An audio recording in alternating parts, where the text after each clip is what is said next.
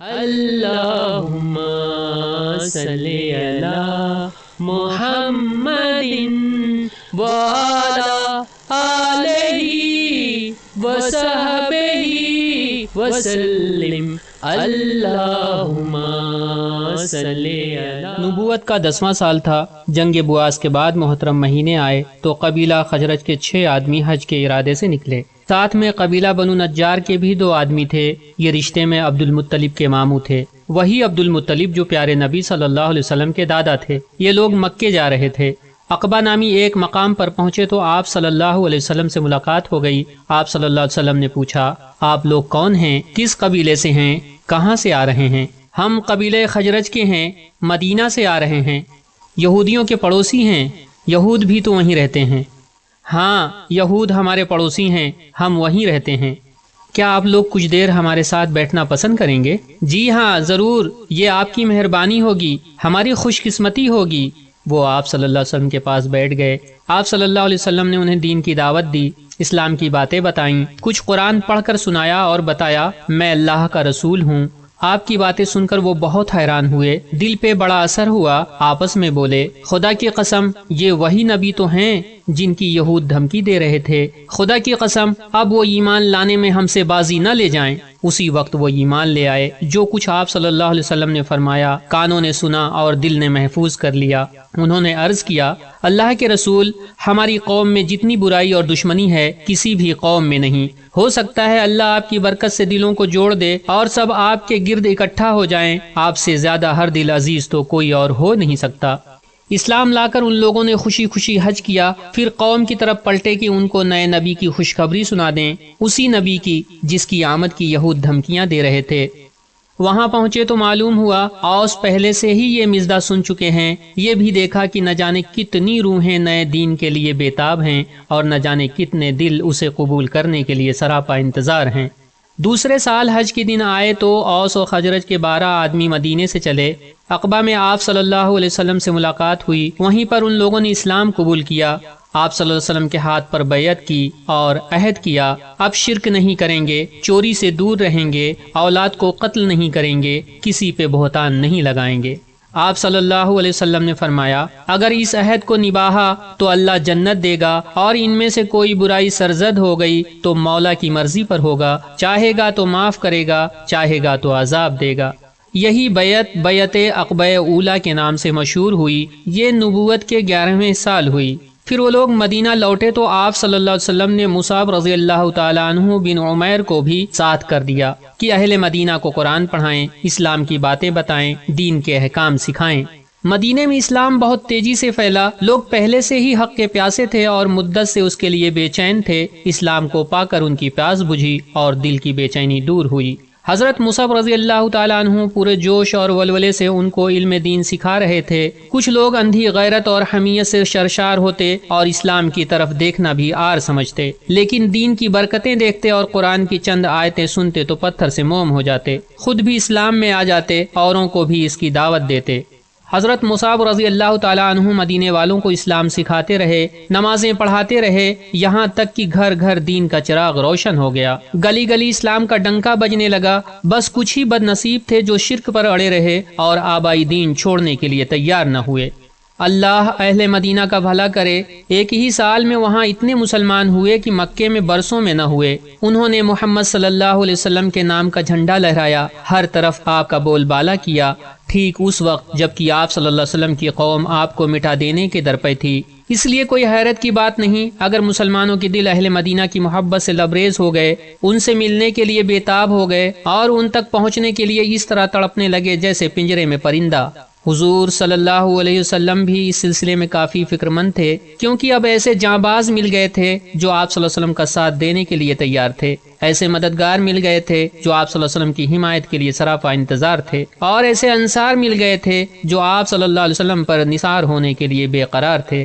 پھر لگاتار ایسی خبریں آ رہی تھیں جو آپ صلی اللہ علیہ وسلم کے لیے انتہائی مسرت بخش تھیں، جو ایک نہایت حسین اور تابناک مستقبل کا پتہ دے رہی تھیں۔ مدینے والوں نے دل و جان سے آپ کی باتیں قبول کیں۔ انہوں نے عزم کیا آپ صلی اللہ علیہ وسلم کی مدد کریں گے، جان پر کھیل کر آپ کی حفاظت کریں گے۔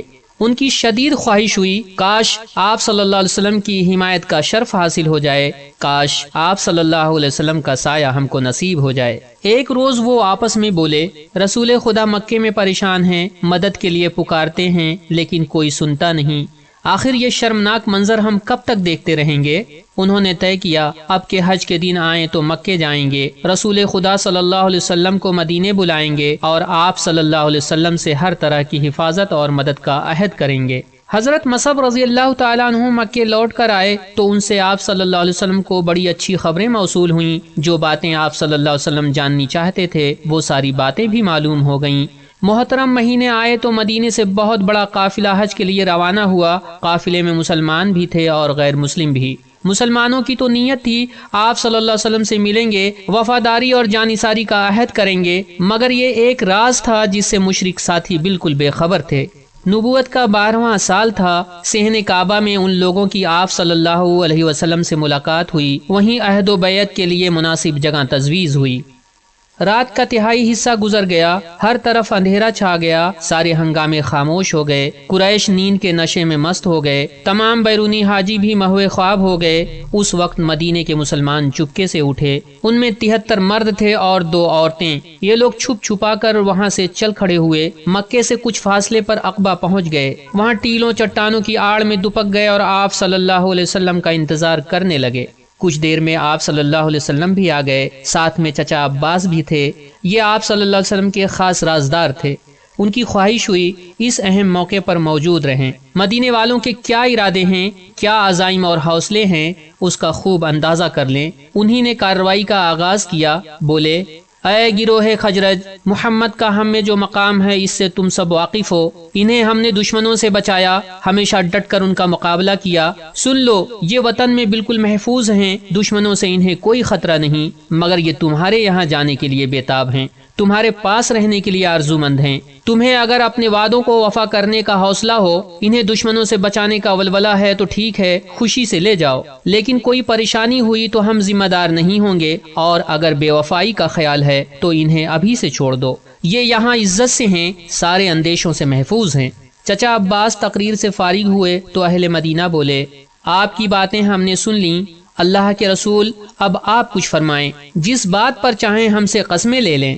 آپ صلی اللہ علیہ وسلم نے قرآن پاک کی چند آیتیں پڑھیں، پھر فرمایا، جس طرح تم لوگ اپنے بال بچوں کی حفاظت کرتے ہو، کیا میری بھی حفاظت کرو گے؟ میں بس اتنا ہی اطمینان چاہتا ہوں۔ اہل مدینہ میں ایک شخص تھے برا رضی اللہ تعالیٰ عنہ، یہ معرور کے بیٹے تھے، قوم کے بہت بڑے سرداروں میں تھے، سارے لوگ ان کی عزت کرتے۔ بے تکلف انہوں نے ہاتھ بڑھایا اور یہ کہتے ہوئے دست مبارک پر بیعت کی، ہاں قسم ہے اس ذات کی جس نے آپ کو حق کے ساتھ بھیجا ہے، ہم ہر طرح سے آپ کی حفاظت کریں گے۔ اللہ کے رسول، ہم سے آپ بیعت لے لیں، بخدا ہم تو لڑائی کے شہسوار ہیں، آپ جب چاہیں جنگ کے لیے تیار ہیں، جنگ سے بھاگنا تو ہمارے لیے آر ہے کہ یہی باپ دادا کا شیار ہے۔ برا رضی اللہ تعالیٰ عنہ نے ابھی اپنی بات ختم بھی نہ کی تھی کہ تہان کے بیٹے ابو ہیشم رضی اللہ تعالیٰ عنہ بول اٹھے، یہ بھی مدینے کے معزز لوگوں میں تھے۔ عرض کیا، اللہ کے رسول، ہمارے یہود سے تعلقات ہیں، اس بیعت کے بعد یہ سارے تعلقات ٹوٹ جائیں گے، ایسا تو نہ ہو کہ اللہ آپ کو فتح عطا فرمائے تو آپ ہمیں چھوڑ کر اپنی قوم میں لوٹ آئیں۔ آپ صلی اللہ علیہ وسلم بے اختیار مسکرا پڑے، فرمایا، نہیں، تمہارا خون میرا خون ہے، تمہاری آبرو میری آبرو ہے، تمہاری امان میری امان ہے، تم میرے اور میں تمہارا ہوں، جس کو تم معاف کرو گے اس کو میں معاف کروں گا، جس سے تمہاری جنگ ہوگی اس سے میری جنگ ہوگی، جس سے تمہاری صلح ہوگی اس سے میری صلح ہوگی۔ لوگ بیعت کے لیے بڑھنا ہی چاہتے تھے کہ ایک صاحب بول اٹھے، یہ تھے عبادہ کے بیٹے عباس۔ انہوں نے کہا، اوس و خزرج کے بھائیو، تمہیں خبر بھی ہے یہ کس بات پر بیعت کرنے جا رہے ہو؟ ایک ساتھ بہت سی آوازیں، ہاں خوب ہے، سن لو، ان کے ہاتھوں پر بیعت کرنا ساری دنیا سے جنگ مول لینا ہے، تو اگر یہ خیال ہے کہ مال و دولت کو خطرہ ہوا یا قوم کے سردار مارے گئے تو تم ساتھ چھوڑ دو گے تو بھائی ابھی سے چھوڑ دو، بعد میں چھوڑو گے تو نہ دنیا کے رہو گے نہ آخرت کے، اور اگر مالی نقصان اٹھانے کا حوصلہ ہے، سرداروں کی ہلاکت پر صبر کی ہمت ہے، تب ضرور لے چلو، دنیا و آخرت دونوں میں بامراد ہوگے۔ ایک ساتھ بہت سی آوازیں، ہاں مالی نقصان ہمیں گوارا ہے، سرداروں کا قتل ہونا بھی گوارا ہے، پر رسول خدا کو چھوڑنا گوارا نہیں۔ اللہ کے رسول، ہم اپنے عہد پر قائم رہیں تو ہمارا کیا اجر ہوگا؟ ارشاد ہوا، جنت ملے گی، جنت۔ تو اپنا ہاتھ لائیے۔ جوش و جذبے سے شرشار آوازیں ایک ساتھ گونجیں۔ آپ صلی اللہ علیہ وسلم نے ہاتھ بڑھا دیا اور سب نے باری باری بیعت کر لی۔ یہی بیعت ہے جو بیعت عقبہ ثانیہ کے نام سے مشہور ہوئی۔ یکا ایک زور کی آواز بلند ہوئی اور خاموشی کو چیرتی ہوئی ساری فضا میں پھیل گئی۔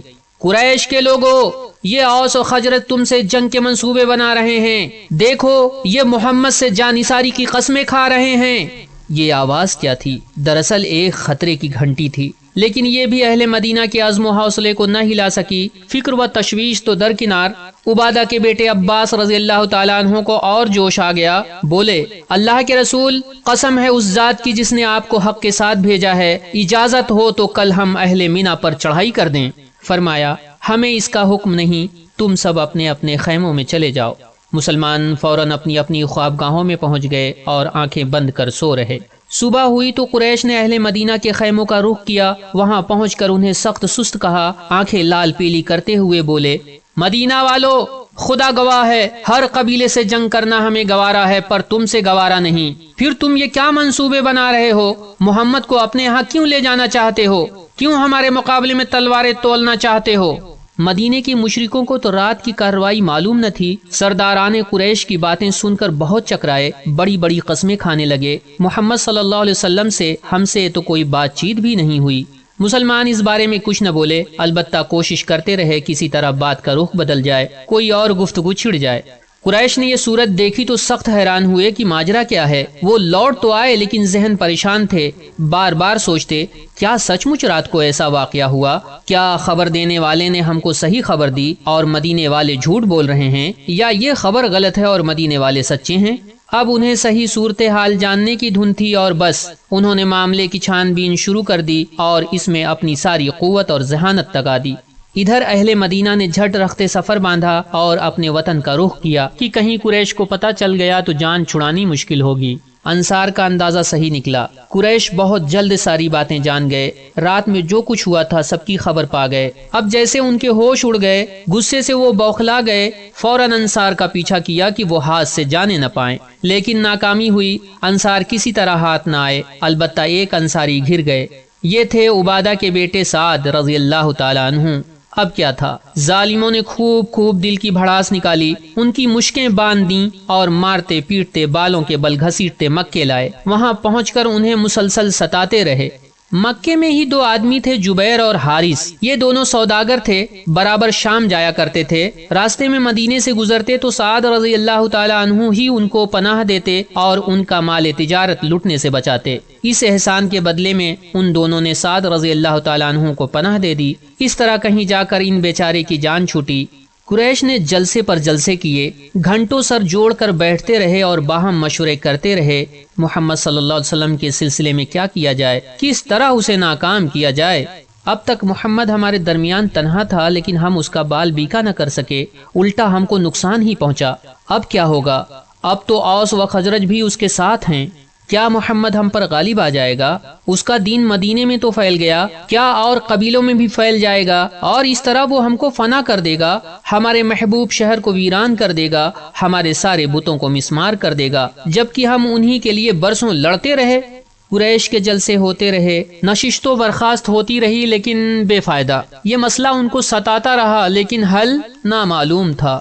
اور مدینے کے مسلمان، ان کا کیا حال تھا؟ اب ان کا عالم ہی کچھ اور تھا۔ مکی کی بیعت ان کے لیے ایک نئی زندگی کا آغاز تھی۔ اب سینوں میں سکون و اطمینان کی ٹھنڈک تھی اور دلوں میں یقین کی کیفیت۔ اب ان کی روحانیت بڑھ رہی تھی اور عزم میں پختگی آ رہی تھی۔ اب وہ اسلام کے پرجوش مجاہد تھے، جہاں ہوتے اسلام کے نعرے لگاتے، جس سے ملتے اسی کے گن گاتے۔ پھر ان کی دینی غیرت کو اور جوش آیا، اخلاص و یقین میں اور برکت ہوئی۔ گھر گھرانے کے جو لوگ اب تک شرک پر تھے، ان کے بتوں پر دست درازی شروع کر دی، موقع پا کر ان کو توڑ پھوڑ کر دیتے، یا رات میں لوگ سو جاتے تو انہیں غلاظت میں ڈال آتے۔ صبح ہوتی، مشرک مورتیوں کی یہ گد دیکھتے تو تل ملا کر رہ جاتے اور دھو دھا کر ان کو پھر وہیں رکھ دیتے۔ مسلمان موقع پا کر پھر یہی کرتے، یہی تماشا ہوتا رہتا، بالآخر مشرکوں کو ہوش آ جاتا۔ وہ سوچتے جن کو ہم نے دیوتا بنایا ہے وہ کتنے بے بس اور حقیر ہیں، اپنے نفع نقصان پر بھی قادر نہیں۔ چنانچہ کچھ عقلوں پر سے پردے ہٹ جاتے، وہ توبہ کر کے دین اسلام میں آ جاتے۔ اس طرح مدینے کی فضا بالکل تیار ہو گئی کہ پیارے نبی صلی اللہ علیہ وسلم وہاں جائیں تو سر آنکھوں پر بٹھائے جائیں، پاک ساتھی وہاں جائیں تو ہاتھوں ہاتھ لیے جائیں، اور پھر وہاں ایک نئے دور کا آغاز ہو سکے۔ خدا کا حکم آ گیا، آپ صلی اللہ علیہ وسلم نے سب کو ہجرت کی اجازت دے دی۔ فرمایا تم لوگ ہوشیاری کے ساتھ مدینے چلے جاؤ، ایک ایک دو دو کر کے جاؤ، قافلوں کی شکل میں نہ نکلو کہ خواہ مخواہ قریش کی نظریں اٹھیں اور وہ تمہارا پیچھا کریں۔ اس طرح بہت سے مسلمان کوچ کر گئے اور قریش بے خبر رہے، لیکن یہ بات چھپنے والی کب تھی؟ آخر وہ بھی جان گئے اور ساری صورتحال بھانپ گئے۔ اس سے ان کا غصہ اور بڑھا، سینہ جوش انتقام سے کھولنے لگا۔ وہ ہاتھ دھو کر مسلمانوں کے پیچھے پڑ گئے، دن رات گھات میں رہنے لگے کہ کوئی مکے سے باہر نہ جا سکے اور ہجرت کی ساری اسکیم فیل ہو جائے۔ حضرت عمر رضی اللہ تعالیٰ عنہ نے بھی ہجرت کی، تب بھی یہی حالات تھے۔ ان کے ساتھ دو آدمی اور تھے، ایک ربیہ کے بیٹے عیاش رضی اللہ تعالیٰ عنہ تھے، دوسرے عاص کے بیٹے ہشام رضی اللہ تعالیٰ عنہ تھے۔ تینوں نے طے کیا جس کو جب موقع ملے مکے سے باہر نکل جائے، پھر ایک جگہ سب اکٹھا ہو جائیں، اگر کوئی نہ آئے تو سمجھ لیں قریش کی گھات میں آ گیا، پھر بقیہ دونوں سفر کو آگے بڑھائیں۔ متعینہ جگہ پر عمر رضی اللہ تعالیٰ عنہ اور عیاش رضی اللہ تعالیٰ عنہ پہنچ گئے، ہشام رضی اللہ تعالیٰ عنہ نہ آئے۔ دونوں سمجھ گئے ہشام رضی اللہ تعالیٰ عنہ مشرکوں کے پنجے میں آ گئے، چنانچہ وہ مدینے کے لیے روانہ ہو گئے۔ ادھر ہشام رضی اللہ تعالیٰ عنہ کی جان پر بنائی، مشرکوں نے خوب دل کا بخار نکالا، اتنا ستایا کہ دین پر قائم رہنا دشوار ہو گیا۔ قریش کا یہی انداز رہا، دن رات کا یہی برتاؤ رہا، بدقسمتی سے جو بھی ان کے ہاتھ لگ گیا بے دردی سے پیس کر رکھ دیا، بالآخر تڑپ کر اس نے دم توڑ دیا۔ اس طرح کتنی ہی عورتیں بیوہ ہو گئیں، کتنے ہی بچے یتیم ہو گئے، لیکن اس پر بھی انہیں چین نہ آیا۔ وہ محمد صلی اللہ علیہ وسلم کی طرف سے سخت فکر مند تھے، خود سوچتے اور جس سے ملتے یہی سوال کرتے۔ محمد نے ساتھیوں کو مدینے تو بھیج دیا، لیکن کیا وہ خود بھی جائے گا؟ کہیں ایسا تو نہیں وہ خود یہیں رہے اور ساتھی مدینے میں؟ حبشہ کی ہجرت میں تو یہی ہوا تھا۔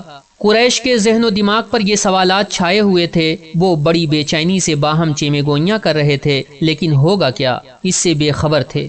تو کیا قریش باہم چیمے گوئیاں ہی کر کے رہ گئے؟